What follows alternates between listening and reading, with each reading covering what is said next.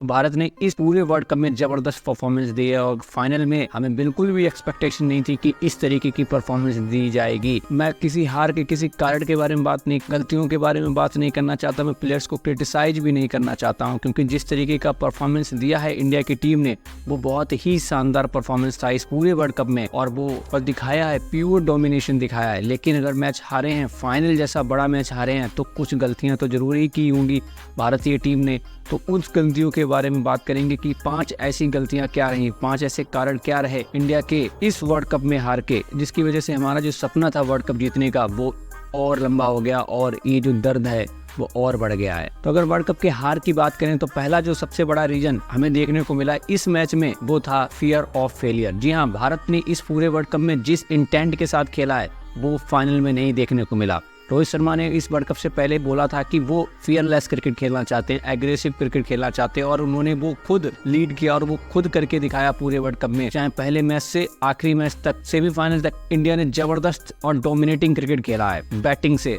और वो दिखा है, क्योंकि रोहित शर्मा ने जिस तरीके की शुरुआत पूरे वर्ल्ड कप में दी है कि पावर प्ले में अटैकिंग क्रिकेट खेलते थे और वो शुरुआत से ही अपोजिशन के बॉलर्स को प्रेशर में ला देते थे और जिसका फायदा हमें पूरे वर्ल्ड कप में देखने को मिला कि पावर प्ले में भारत का स्कोर 80, 70, 80, 90 तक बन जाता था और बाद के जो बल्लेबाज थे उनके लिए चीजें बहुत आसान हो जाती थी। विराट कोहली आराम से अपनी टाइम लेते थे और सेट होते थे और फिर रन बनाते थे। श्रेयस अय्यर सेट होकर रन बनाते थे। केएल राहुल, इन सारे बल्लेबाजों के लिए चीजें आसान हो जाती थी, जो कि हमें फाइनल में देखने को नहीं मिला। हालांकि फाइनल में भी रोहित शर्मा ने जबरदस्त पावर प्ले खेला और 80 रन बना दिए थे, लेकिन जहां बैक टू बैक 2 विकेट गिरे और पावर प्ले के बाद भारत के 3 विकेट हो गए थे तो इंडिया की टीम अचानक प्रेशर आ गई। इंडिया की टीम को डर सताने लगा हार का, क्योंकि अभी तक पिछले 10 मैचेस में सिर्फ पहले ही मैच में 3 विकेट गिरे थे, लेकिन वहां पर ऑस्ट्रेलिया के खिलाफ इतना बड़ा टारगेट नहीं था। बाकी के जितने भी मैचेस में इंडिया के कभी भी 3 विकेट लगातार नहीं गिरे और वो भी इतने बड़े मैच में। फाइनल जैसे मैच में इंडिया के 3 विकेट 10 या 11 ओवर में गिर गए हों और फिर जो विराट कोहली और केएल राहुल के बीच पार्टनरशिप हुई और उस पार्टनरशिप में हमें देखने को मिला कि इन दोनों बल्लेबाजों का इंटेंट बहुत ही निगेटिव था। इन दोनों बल्लेबाजों ने, ठीक है विकेट गिरे हैं और आप पार्टनरशिप चाहते हैं, अच्छा है, कोई दिक्कत नहीं है उसमें, लेकिन जहां पहले 10 ओवर में 12 बाउंड्रीज लगी और वहीं अगले 40 ओवर में सिर्फ 4 बाउंड्रीज लगी, इससे बहुत बड़ा क्लू मिल जाता है कि इंडिया की टीम हारी कहाँ पे है। इंडिया की टीम बॉलिंग में नहीं हारी, क्योंकि जब इंडिया की टीम हारी है बैटिंग में, इंडिया की टीम हारी है मिडिल ओवर में, जहां प्लेयर्स के बीच में कोई भी इंटेंट देखने को नहीं मिला। क्योंकि अगर आप ऑस्ट्रेलिया के तेज गेंदबाजों पर चलो रन नहीं बनाना चाहते, विकेट बचाना चाहते हैं, ठीक है कोई दिक्कत नहीं है, स्पिनर्स जंपा पे भी रन नहीं बनाना चाहते, ठीक है कोई दिक्कत नहीं, लेकिन जब आप ट्रेविस हेड, मैक्सवेल और मिचेल मार्श जैसे गेंदबाजों पर भी किसी भी तरीके का कोई भी इंटेंट शो नहीं करते हैं, तो इससे आपकी निगेटिविटी पता चलती है, इससे आपका फियर ऑफ फेलियर पता चलता है और वो हमें इस मैच में देखने को मिला, जिसकी वजह से हम 2019 का सेमीफाइनल हारे, जिसकी वजह से हम 2022 का सेमीफाइनल हारे, 2021 के T20 वर्ल्ड कप से बाहर हो गए और वही इस वर्ल्ड कप में हमें देखने को मिला। जिस चीज का हमें डर था कि इंडिया इतना बेहतरीन प्रदर्शन कर रही है इस पूरे वर्ल्ड कप में, वो एक मैच कहीं ना आ जाए फाइनल में, सेमीफाइनल में, वो आ ही गया। अब वो आया कब? वर्ल्ड कप के फाइनल में आ गया, जहाँ पहले 10 ओवर में भारतीय टीम ने 80 रन बनाए, वहीं अगर अब बाकी के 40 ओवर में बात करें तो सिर्फ 160 रन बने हैं और मात्र 4 बाउंड्रीज लगी हैं। आप सोच सकते हैं कि इंडिया जैसी ताबड़तोड़ बल्लेबाजी जिसने पूरे वर्ल्ड कप में डोमिनेट किया, उसने आखिरी के 40 ओवर में मात्र 4 बाउंड्री मारी हो। इसमें भी कोई शक नहीं है कि पिच बैटिंग के लिए उतनी आसान नहीं थी, लेकिन इतनी मुश्किल भी नहीं थी कि आप कोई इंटेंट ही ना शो करे, जिसका खामियाजा हमारे टीम को भुगतना पड़ा। अगर दूसरा जो बड़ा रीजन था वो था टॉस। जहां अगर टॉस की बात करें तो अहमदाबाद के ग्राउंड में, जहां पाकिस्तान के खिलाफ मैच में जब इंडिया ने अहमदाबाद में खेला था तब ड्यूक का फैक्टर नहीं था, लेकिन इस मैच में ड्यू का फैक्टर था और रोहित शर्मा ने जब टॉस हारा और जब उनसे पूछा गया तो उन्होंने कहा मैं बैटिंग ही करना चाहता हूं। इसका मतलब उन्होंने अपने माइंड से जो ड्यू फैक्टर था वो बिल्कुल ही निकाल रखा था और जिस तरीके से पिच पहली इनिंग में खेली और जिस तरीके से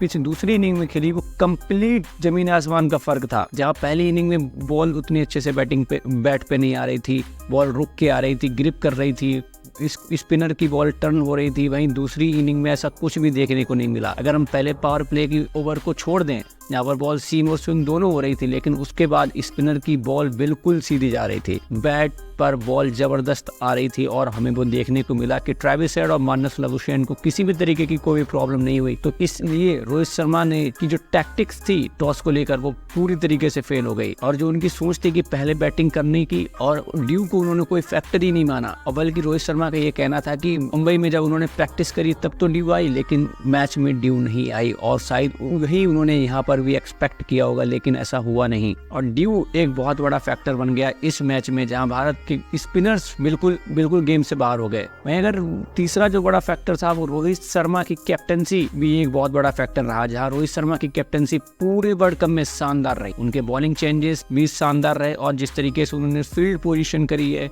बॉलर्स को रोटेट करा है, वो शानदार तरीके से किया है। लेकिन अगर फाइनल की बात करें, वो अब आप लोग ये कहेंगे कि मैच हार गए तो गलतियां निकाल रहा है, लेकिन वाकई में जब आप 240 रन डिफेंड कर रहे हो और आपको पता है कि आप एक ही तरीके से मैच को जीत सकते हैं, वो सिर्फ विकेट लेकर, उसके बावजूद भी जब स्पिनर्स बॉलिंग करने आए, ठीक है बॉल उतना ग्रिप नहीं कर रही थी, बॉल उतना टर्न नहीं कर रही थी, लेकिन फिर भी आपको तो विकेट चाहिए। आपने स्लिप नहीं लगाई है, रोहित शर्मा ने जडेजा की बॉल पर स्लिप नहीं लगाई, कुलदीप यादव की बॉल पर स्लिप नहीं लगाई, और 2 बॉल्स गई हैं स्लिप में, एक लाबुशेन की, एक ट्रेविस हेड की। वहाँ पे अगर विकेट मिल जाते तो मैच बदल सकता था, लेकिन रोहित शर्मा के टैक्टिक्स इस मैच में कुछ भी समझ में नहीं आए। ठीक है 240 रन थे, आप रन को भी बचाना चाहते हैं, लेकिन अगर बैट्समैन खड़े रहेंगे तो रन तो नहीं बच सकते। 40 ओवर में मैच खत्म हो गया। एक ही तरीका था मैच को जीतने का, वो था विकेट। और रोहित शर्मा ने जिस तरीके से सिराज से नई बॉल नहीं कराई, शमी को लेके आए, अच्छी बात है शमी को पहले लेके आए, उसका फायदा भी इंडिया को हुआ कि विकेट मिले, लेकिन सिराज पुरानी बॉल से इस वर्ल्ड कप में उतने असरदार नहीं रहे हैं जितने नए बॉल से रहे हैं। तो सिराज को भी पावर प्ले में 1 या 2 ओवर देने चाहिए थे। अब हार गए हैं तो इफ्स एंड बट्स तो बहुत सारे हैं, लेकिन उनकी बात ना करके ये देखना पड़ेगा कि इंडिया कहाँ पीछे रह गया, और ये बहुत बड़ा सपना था जो भारत का टूट गया है। और जो उसके बाद अगर बात करें तो इंडिया के जो स्पिनर्स हैं वो बिल्कुल बेअसर नजर आए। उसका एक बड़ा रीजन ये हो सकता है कि इंडिया की ओस की वजह से स्पिनर्स को उतना एडवांटेज नहीं मिला, और वो उसका पिच का उतना फायदा नहीं उठा पाए, क्योंकि ओस के बाद बैटिंग फ्रेंडली पिच हो गई थी। लेकिन 240 रन इस पिच पर उतना बड़ा स्कोर नहीं था, और वो ऑस्ट्रेलिया ने दिखाया है कि कैसे बड़े मैच जीते जाते हैं, और यही हमारी सबसे बड़ी गलती है। और इसी चीज का डर था पिछले वर्ल्ड कप से लेकर इस वर्ल्ड तक, जो चर्चाएं चल रही थी, जो बात चल रही थी कि इंडिया फियरलेस अप्रोच के साथ क्रिकेट खेले, ज्यादा बड़े मैच में हार का डर ना सताए, वो अभी तक नहीं सताया। सेमीफाइनल में भी हमने 400 लगा दिए पहली इनिंग में, लेकिन फाइनल में जहाँ पिच थोड़ी 19-20 थी, और जब हमारे 3 विकेट जल्दी गिर गए तो हम एकदम से घबरा गए। हम घबरा गए कि कहीं हम 150 पे ना ऑल आउट हो जाएं, कहीं हम 200 पे ना ऑल आउट हो जाएं, और वो जो डर था हारने का वो हमको एकदम सताने लगा। और फिर जिस तरीके से टाइमिड तरीके से हम लोगों ने बैटिंग करी, कोई इंटेंट नहीं दिखा, सिर्फ सिंगल डबल, 100 गेंदों बाद बाउंड्री लगी है। अब ओडीआई मैच खेलना है, वो भी फाइनल मैच खेलना है वर्ल्ड कप का, और आप इतने कैसे डिफेंसिव हो सकते हैं कि 100 बॉल्स लग रही हैं आपको चौका मारने के लिए। और वही एक वजह रही, अगर 240 की जगह 280 290 स्कोर होता